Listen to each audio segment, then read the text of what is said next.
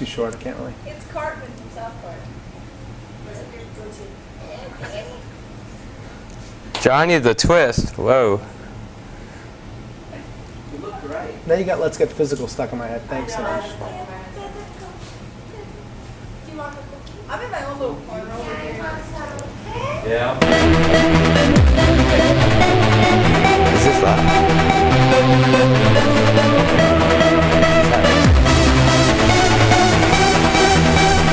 Like to party? Like to dance and have a good time? Electronic music has been growing and growing ever since the likes of Depeche Mode, Erasure, DJ Paul Oakenfold in the late 80s and early 90s. Now, one of the most worldly renowned genres of underground music, electronica is heard in thousands of clubs and bars worldwide simply because of the way it makes people feel happy and amazing.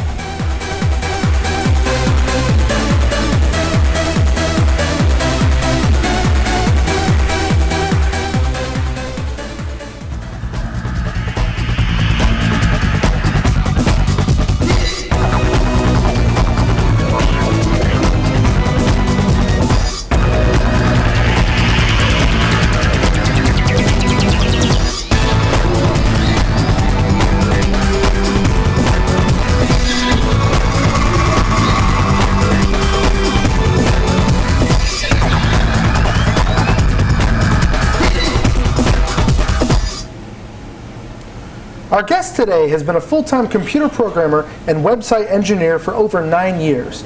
His alter ego is a part-time trance DJ with 5 years and more than 70 live performances under his belt. He's a resident DJ at Avenue A Sushi Restaurant in New York City and continues to spin parties all across the country.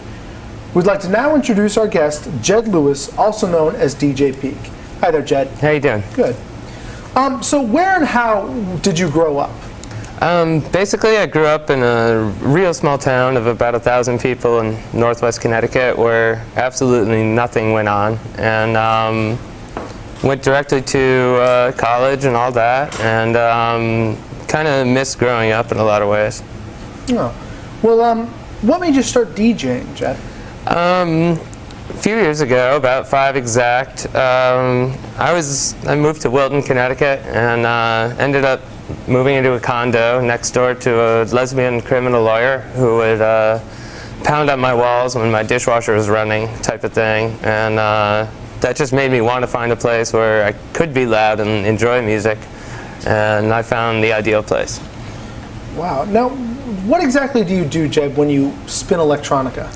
The number one thing is to be at the party before I go on and kind of get a feel for the crowd and basically the overall energy of the place. And at that point is really when I can find what I want to play and go from there.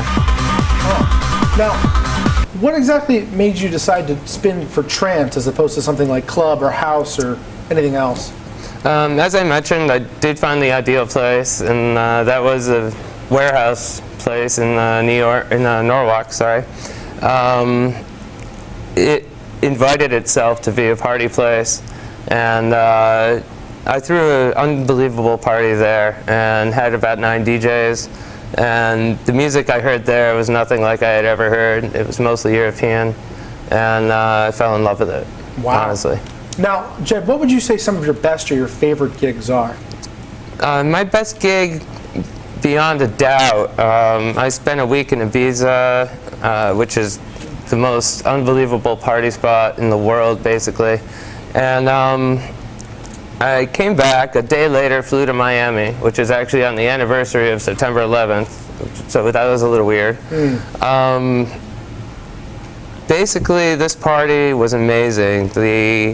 There were 2 floors, so another DJ was upstairs. I played the last set downstairs and closed the entire upstairs an hour early. So basically everybody was hearing my stuff, and it was just stuff they had never heard before. And that was just amazing. Wow. Now, Jed, you seem like a fairly happy person. What is it about this lifestyle that you enjoy so much?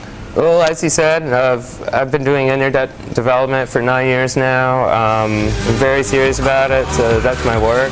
But there's nothing like an escape on a Friday night after coding all week to go down to Manhattan and show people a good time. Right. Well, now, Jed, this seems like a fairly risky lifestyle. Would you say it's ever gotten you into any trouble?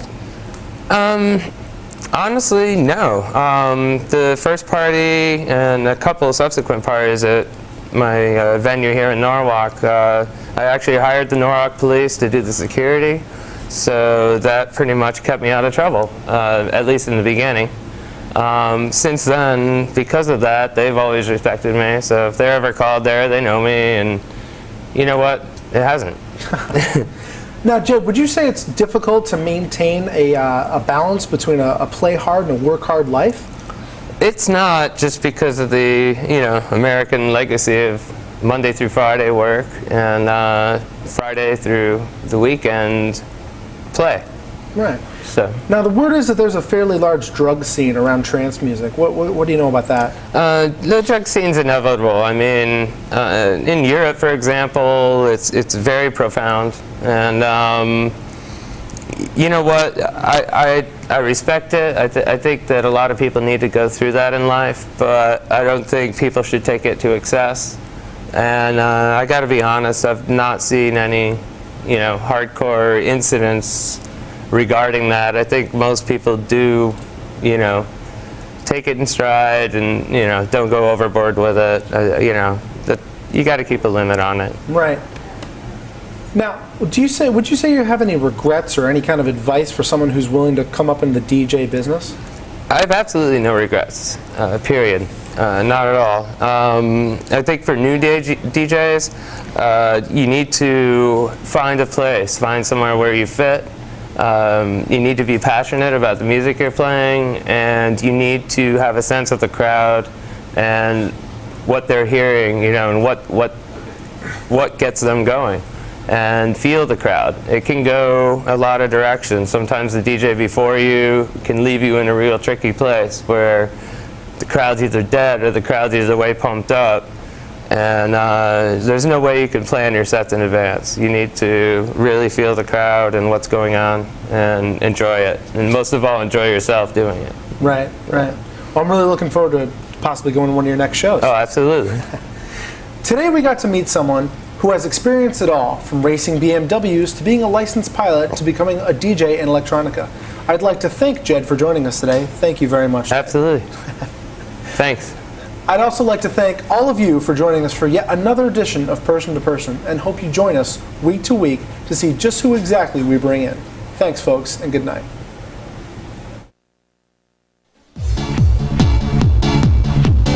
I threw a Mother's party. It was like 250 people here and like 9 DJs.